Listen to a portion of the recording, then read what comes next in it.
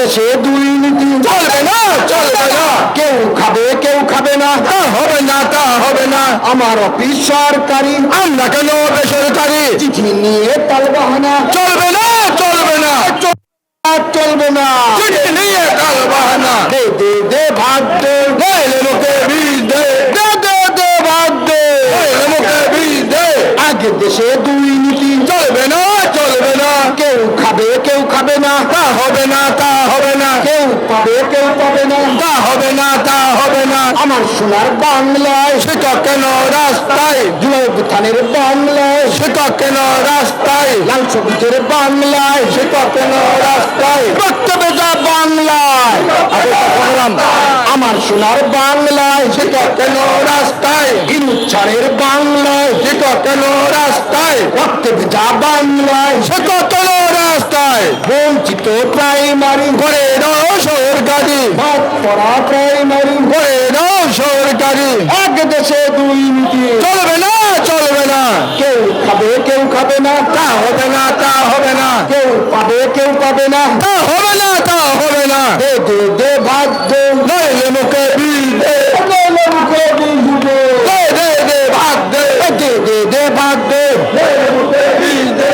আগে দেশে দুর্নীতি চলবে না, কেউ খাবে না, তা হবে না, তা হবে না।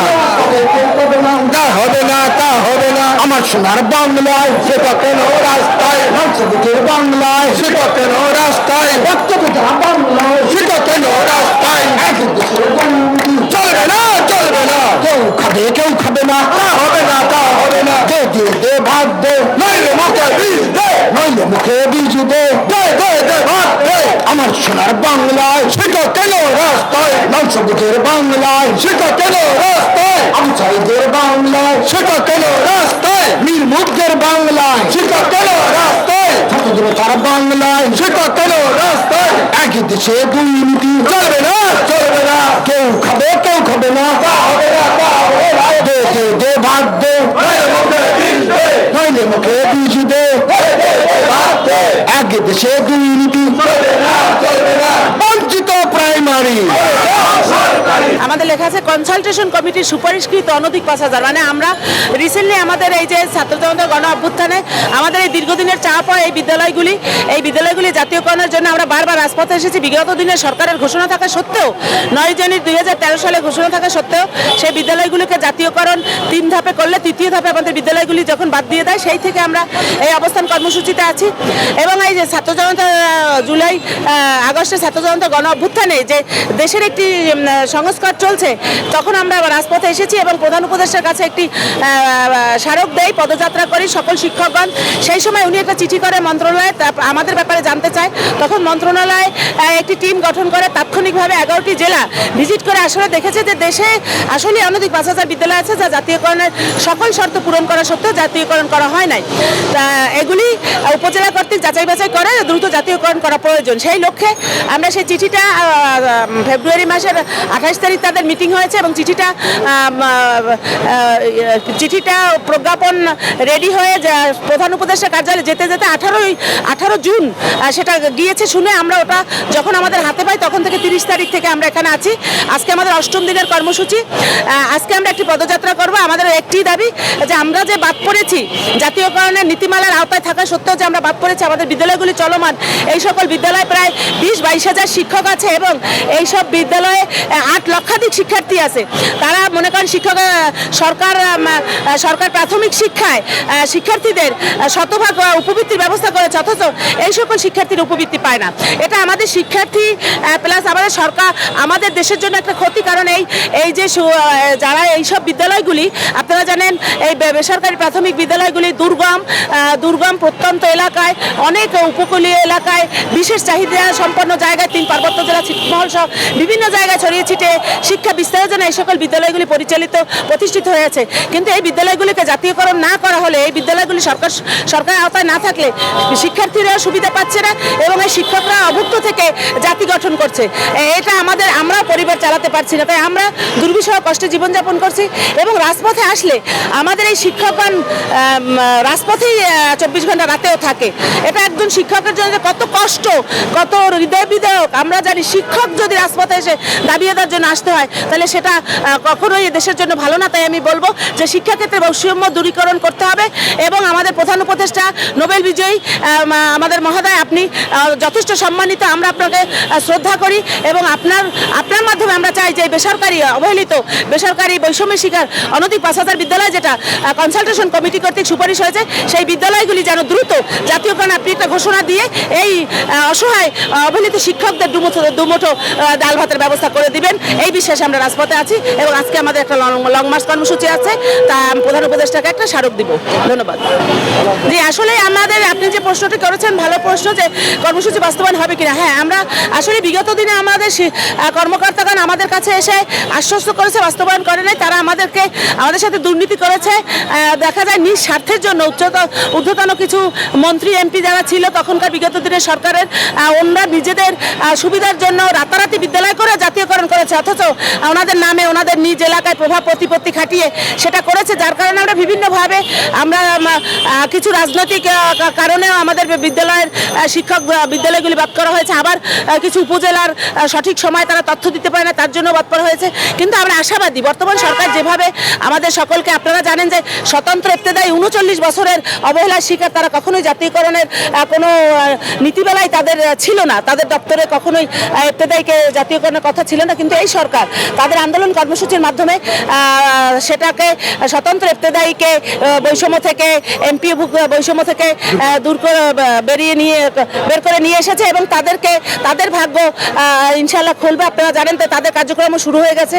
সেই সকল স্বতন্ত্র ইবতেদায়ীকে যদি সরকার করতে পারে, যাদের কোনো নীতিমালায় ছিল না, যে জাতীয়করণের কোনো ঘোষণা না থাকা সত্ত্বেও সরকার করতে পারছে, তাহলে আমরা 100% বিশ্বাস করি যে আমাদের এই অনধিক 5,000 বিদ্যালয়কে যে সুপারিশ করা হয়েছে, এই বিদ্যালয়ের শিক্ষকদের চাওয়া পাওয়া দীর্ঘদিনের, তাই আমাদের এই বিদ্যালয়গুলোকে ইনশাআল্লাহ সে জাতীয় করে একটি ঘোষণা দিবেন। কারণ আমরা সেই বিশ্বাসে এখানে এসেছি। 27 তারিখে জানুয়ারির আমরা যে পদযাত্রা করে প্রধান উপদেষ্টাকে একটা স্মারক দিয়েছিলাম, তার পরিপ্রেক্ষিতে তারা বলেছিল 7 কর্মদিবসের মধ্যে আমাদের জন্য একটা চিঠি তারা মন্ত্রণালয়ে প্রেরণ করবে এবং তারা 3রা ফেব্রুয়ারি সেই চিঠিটি প্রেরণ করে এবং 28শে ফেব্রুয়ারি তারা এই কনসালটেশন কমিটি হয়। যার কারণে আমরা একটা সফলতার সামনের দিকে এগিয়ে এসেছি, একটা সফলতার কাছাকাছি এসে গেছি, তার প্রান্তে।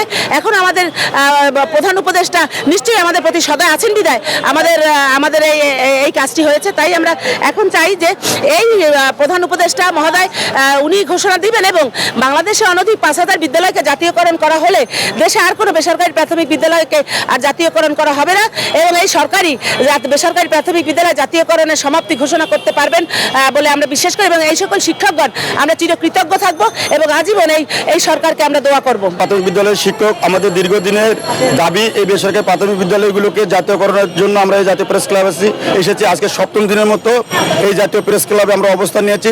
আমাদের দাবি যে এই বেসরকারি প্রাথমিক বিদ্যালয়গুলোকে দ্রুত জাতীয়করণের ব্যবস্থা গ্রহণ করা। আপনারা জানেন যে 9 জানুয়ারি 2013 সালে একটা ঘোষণা ছিল যে বাংলাদেশে আর কোনো বেসরকারি প্রাথমিক বিদ্যালয় থাকবে না। সেই ঘোষণার আলোকে আমাদের বিদ্যালয়গুলো উপজেলা এবং জেলা যাচাই বাছাই হয়ে মন্ত্রণালয় সংরক্ষিত আছে, কিন্তু অদ্যাবধি পর্যন্ত জাতীয়করণ হতে পারে নাই। আমি তাই সরকার বাহাদুরের কাছে আমাদের দাবি যে এই যে শিক্ষকরা আজকে মানবতা জীবনযাপন করছে, দীর্ঘ দিন ধরে আমরা আজকে 1.5 যুগেরও বেশি এই জাতীয় প্রেস ক্লাবে আমরা আন্দোলন সংগ্রাম করছি শুধুমাত্র আমাদের এই অনধিক 5,000 বেসরকারি প্রাথমিক বিদ্যালয় জাতীয়করণের জন্য। ইতিমধ্যে বর্তমান সরকার ক্ষমতা আসার পরে আমাদের এই বেসরকারি প্রাথমিক বিদ্যালয়গুলো জাতীয়করণ আবারও উদ্যোগ গ্রহণ করেছে। এই জন্য আমরা সরকার বাহাদুরকে অভিনন্দন এবং শুভেচ্ছা জানাই। পাশাপাশি আমাদের 28শে ফেব্রুয়ারি 2025 সালে আমাদের কনসালটেশন কমিটির এই অনধিক 5,000 বেসরকারি প্রাথমিক বিদ্যালয় আবারও জাতীয়করণের জন্য সুপারিশ করেছে, কিন্তু কেন এই সুপারিশ এবং জাতীয়করণের চিঠি হওয়ার পরেও কেন বাস্তবায়ন করা হচ্ছে না, এই বাস্তবায়নের জন্য মূলত আমরা এই জাতীয় প্রেস ক্লাবে এসেছি। যতক্ষণ পর্যন্ত আমাদের দাবি বাস্তবায়ন হবে ততক্ষণ পর্যন্ত আমরা এই রাজপথে থাকবো ইনশাল্লাহ। ইতিমধ্যে আপনারা জানেন আমরা গত বৃহস্পতিবার আমরা ঘোষণা দিয়েছি, যদি আজকে আমরা গত রবিবারের মধ্যে আমাদের যদি দাবি বাস্তবায়ন না করা হয় তাহলে আমরা আজকে সোমবার আমরা আনুমানিক লাঞ্চের পরের দিকে আমরা মাননীয় প্রধান উপদেষ্টার কার্যালয় অভিমুখে পদযাত্রা করব। আমাদের দাবি বাস্তবায়ন না করে আমরা প্রয়োজনে সব কিছু ত্যাগ করার জন্য আছি, কারণ আমাদের বেঁচে থাকা আজকে আমাদের চাকরির বয়স শেষ, অনেকের হয়তো 50 বছর 55 বছর চাকরির বয়স হয়ে গেছে, কেউ আমাদের রংপুর বিভাগে আমাদের যে সেক্রেটারি ধরণী মোহন রায়, তার চাকরির বয়স আছে 3 বছর। তো আমরা চাই এই জীবন দশায় তিনি যেন একটা সরকারি শিক্ষক হতে পারেন। আমি মনে করি এই সরকার যে উদ্যোগ গ্রহণ করেছেন, একটা আমাদের চিঠি করেছেন এবং নিরপেক্ষ একটি তদন্ত কমিটি গঠন করেছেন, সেই তদন্ত কমিটির রিপোর্টে মাননীয় প্রধান উপদেষ্টার টেবিলে আছে। তাই আমি মনে করি যে কেন এখানে আমাদের দাবিতে বাস্তবায়ন হচ্ছে না।